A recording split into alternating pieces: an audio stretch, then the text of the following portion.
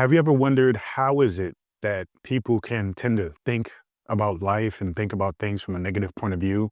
Or maybe even for yourself, how do you leave or get away from negative thinking and transform your life from that of the results of negative thinking to pretty much manifesting and materializing results from a way of positive thinking? Because there is a difference. So, in this series, what I'm going to do is I'm going to break down to you how to identify negative thinking, how to reframe it, transform it, and ultimately how to go from negative thinking to positive thinking to actually create the result that you want, whether it be in a particular goal, whether it be to achieve particular things, or just in life in general. Because it's important to identify like these things are important, right?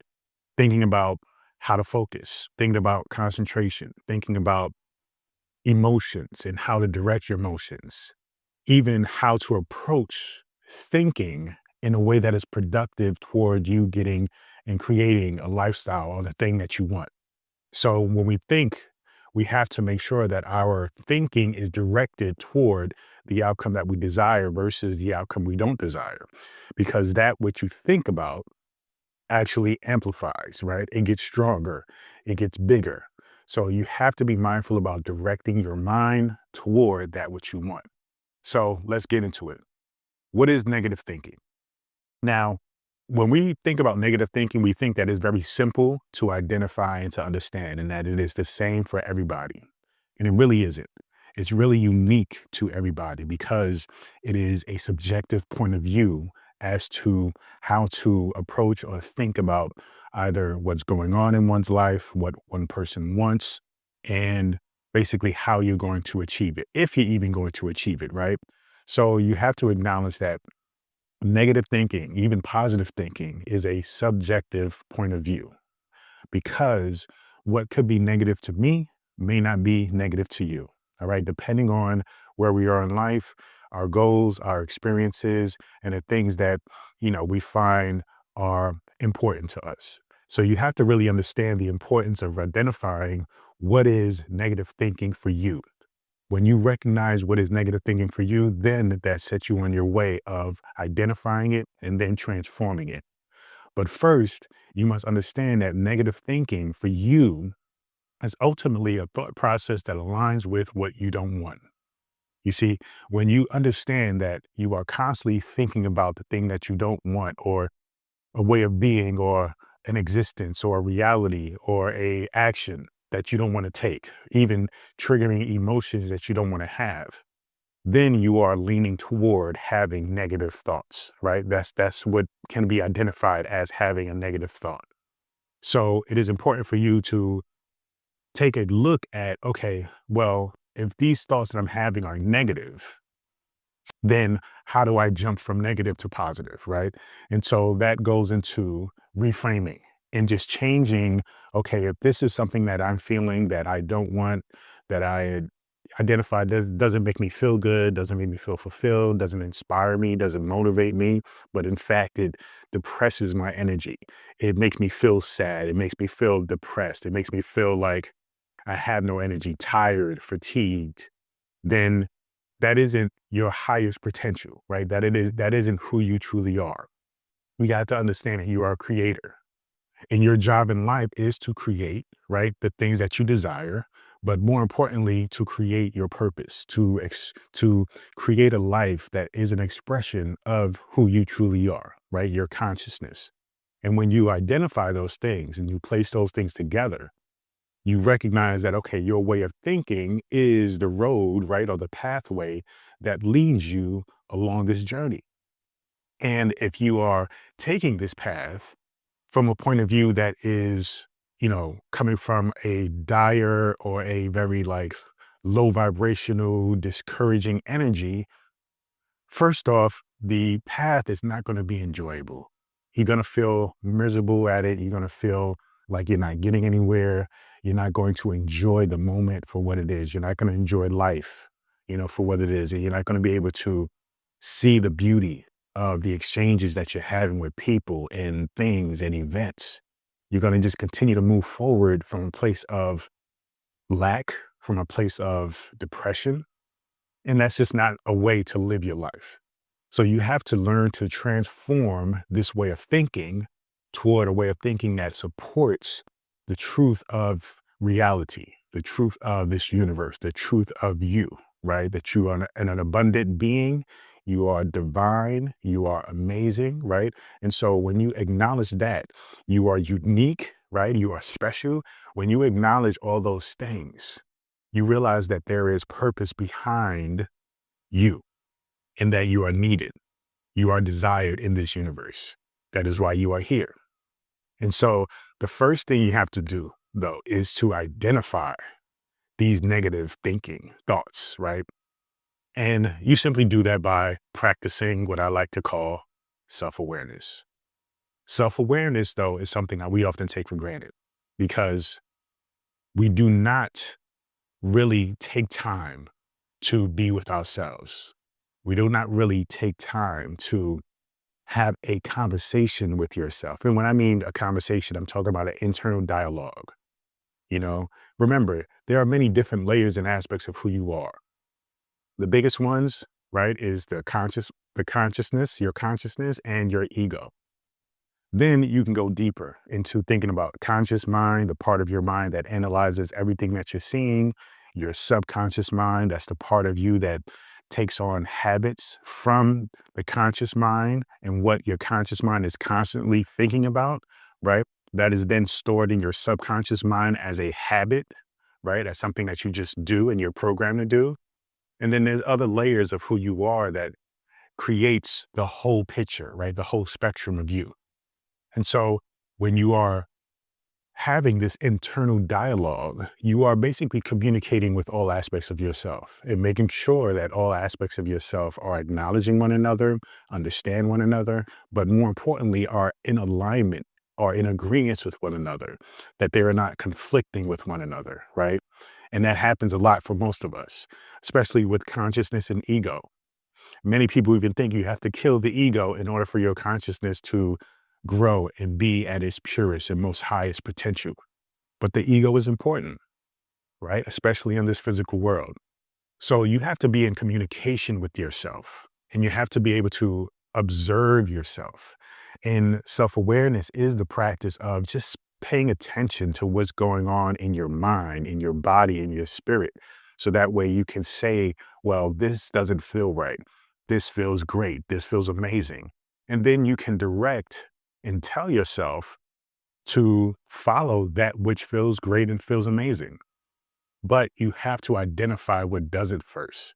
Unfortunately, that's just simply the part of the path, right? That's just how it goes. In order for you to understand what you want, many times we have to experience what we don't want. We have to have an experience to give us contrast, to give us information, to give us insight, to give us wisdom.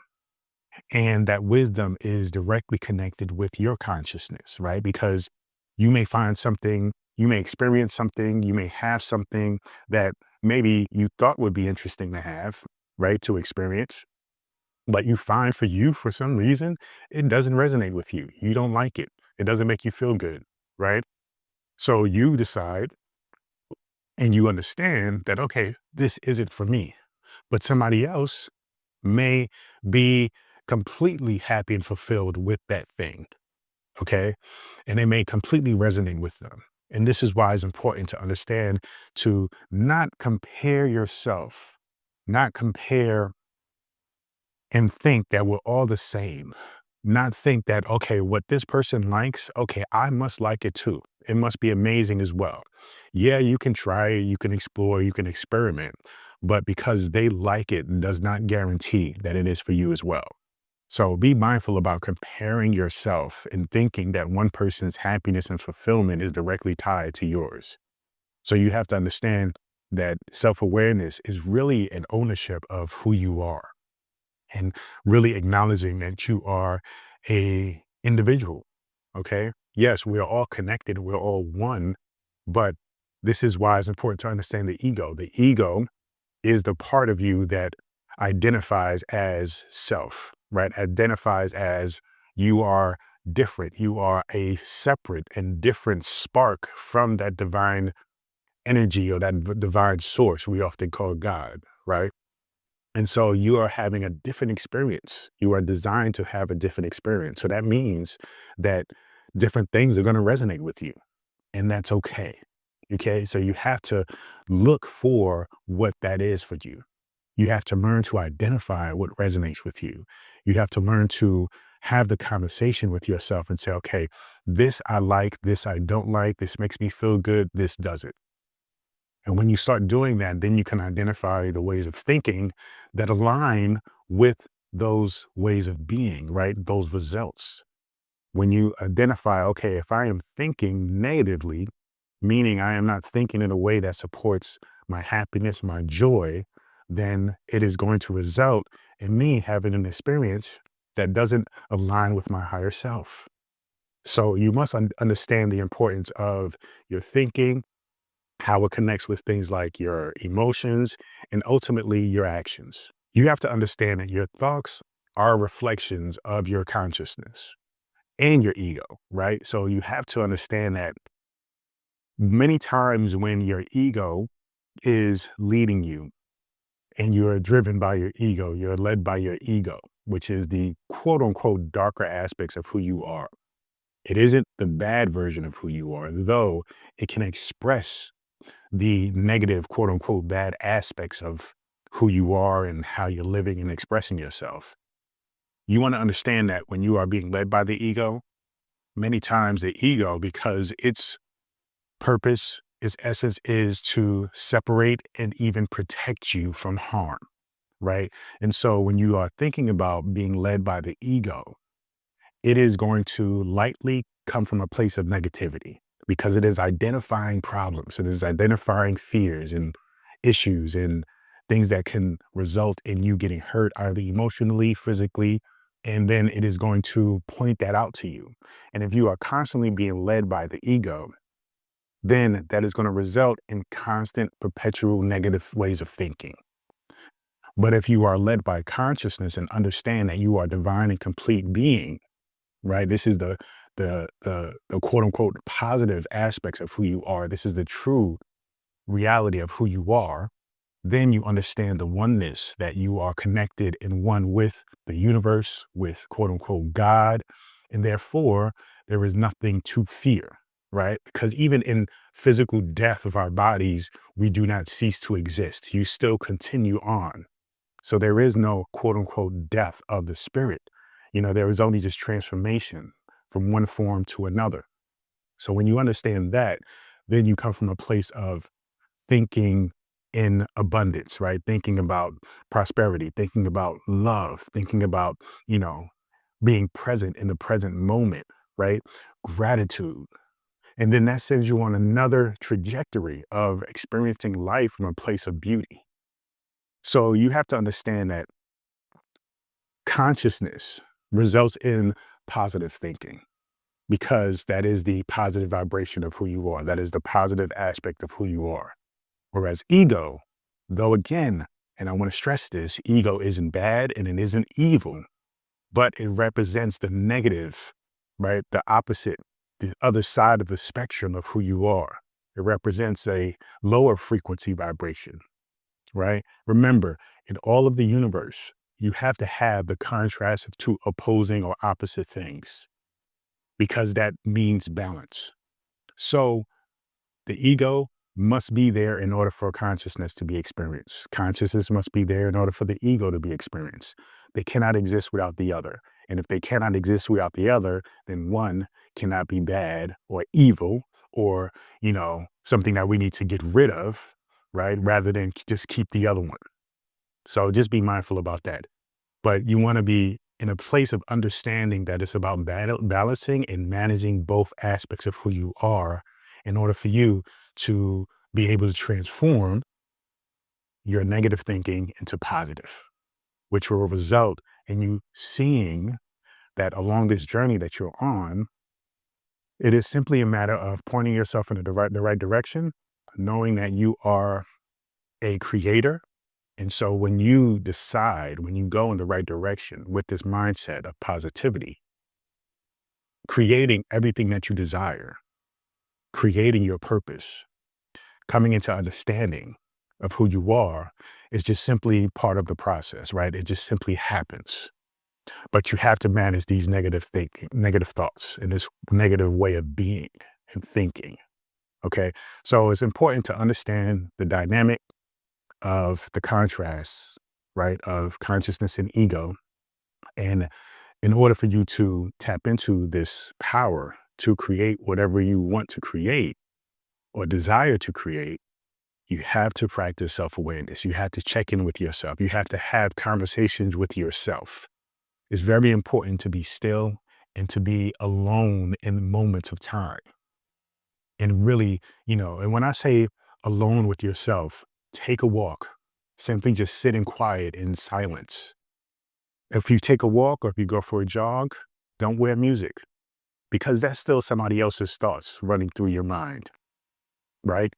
You want to be with yourself. You want to have a conversation with yourself. You want to communicate with yourself. You want to analyze what it is that you're thinking about, what it is that you're feeling. Okay. And then you just simply want to have this dialogue with all the aspects of who you are. And you will find that after you spend time with yourself like that, you will find a sense of relief, comfort, a sense of deeper connection with yourself and with all of the universe. So allow yourself to spend time with yourself every day. I recommend 5 minutes a day. Just simply take a walk. Just simply, take a bath in silence, lay in bed and just observe yourself. Just feel who you are. Embrace who you are. Love who you are.